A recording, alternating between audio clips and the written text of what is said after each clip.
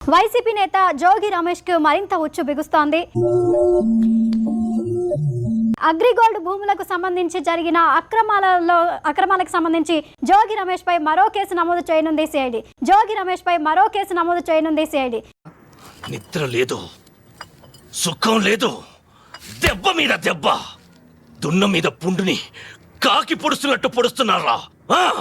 ఇప్పటికే ఆయన కల్తీ మద్యం తయారీ వ్యవహారంలో అరెస్ట్ అయి రిమాండ్ ఖైదీగా నెల్లూరు జైల్లో ఉన్నారు. అయితే ఈ నేపథ్యంలోనే ఆయన చేసిన అక్రమాలకు సంబంధించి ఒక్కొక్కటి లిస్ట్ అవుట్ చేస్తోంది సిఐడి. ఈ నేపథ్యంలోనే ఆయనపై మరిన్ని కేసులు నమోదు చేసేందుకు సిద్ధమవుతోంది.